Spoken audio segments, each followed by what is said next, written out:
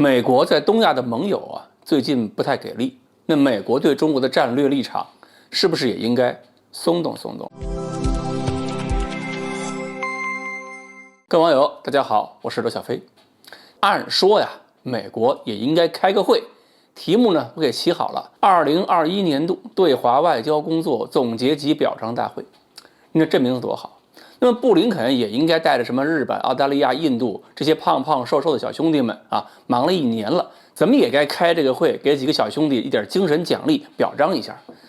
精神奖励就够了，物质奖励我看就算了。今年最值得表扬的肯定是立陶宛不惜牺牲了50亿欧元，在台湾问题上搞事情，犯二程度后来居上，都超过了澳大利亚。立陶宛好像是向欧盟还申请了救济，不过欧盟内部协调怎么也得要半年多，而且主要看法国态度。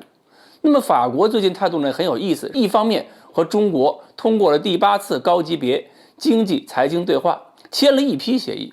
另一方面呢，在核潜艇问题上是继续对抗英国、美国、澳大利亚。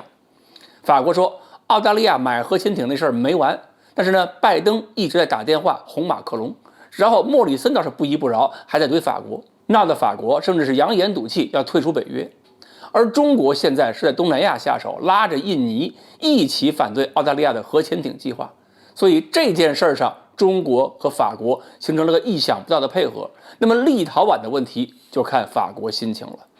立陶宛呢表现倒算是比较忠于美国，但是到了年底呢，美国在西太平洋，也就是东亚这个地区某些小伙伴表现似乎不够好。首先是澳大利亚，按说是美国的好学生，这几年一直是吵吵闹闹。但是近日，澳大利亚国防部发布了报告显示，中国山东蓝桥集团可以继续租借澳大利亚北部的达尔文港，因为经过国防部的调研考察，他们认定这个租借对澳大利亚而言没有任何安全漏洞，所以99年的租期依然有效，继续履行。而且有意思是呢，莫里森本人最近居然也开了一个抖音账号，就是抖音那个海外版嘛 ，TikTok。现在他也不说什么抖音、微信这账号要封了。对于澳大利亚跟中国之间来讲贸易继续搞，这个文化交流继续有，这个结果还是比较好的。但是呢，看韩国那边，韩国这几年一直不是很听美国的话。最近驻韩美军前任司令埃布拉姆斯回到美国以后，就批评韩国，说韩国在强化应对中国的作战计划方面是态度消极，而且朝鲜呢也不配合，一点都不给韩国施加压力。弄得他这个驻韩美军司令都没有压力感，那韩国当然不会积极准备战争了。随后呢，针对埃布拉姆斯这番话，韩国国防部的反应是深感意外，说我们韩国凭什么要跟中国打呀？马上回应，中国可以为朝鲜半岛无核化发挥关键作用，经济上呢更是韩国的重要合作伙伴，因此韩国将与中国亲密相处。这边撺掇着韩国跟中国备战，这边韩国说了我们要跟中国亲密相处，所以莫里森还有韩国估计是拿不到今年的年终奖了。抖音也好，港口的事儿也好，其实这种合作对中国、澳大利亚两国的老百姓、商业界都有好处。所以呢，澳大利亚政府大概也是看明白了经济利益相互牵扯太大，一旦真是断绝往来的话，澳大利亚的经济损失是承受不了的。那么澳大利亚政府当然不敢去学立陶宛，当然不敢跟自己的经济利益一直过不去。要跟着钱走，那就肯定要跟着中国走。所以呢，韩国也好，澳大利亚也好，如果真是跟中国缓和关系，他们是有好处的。但是美国现在就尴尬了。那么历史上，美国打压对手、拉拢盟友最常用的理由就是国家安全问题，它要贩卖焦虑，制造政治正确。中国的军事力量发展有一段时间还成了美国制造这种安全焦虑的一个很好理由。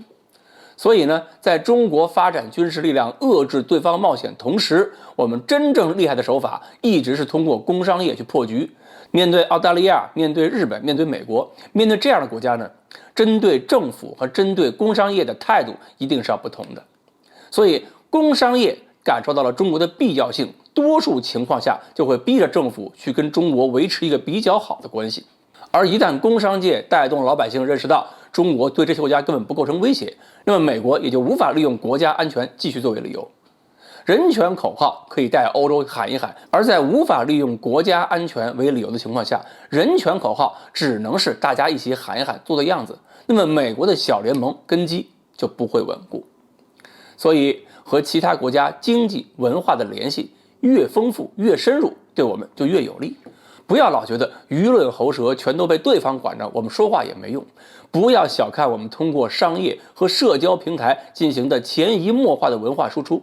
这种看似无声的影响，对付反华势力其实更有效。关于韩国、关于澳大利亚的对华态度，是不是我们的军事力量、经济力量、文化力量在共同发挥作用？今天呢，我们就聊到这里，欢迎大家继续关注我们的栏目，我们下期再说。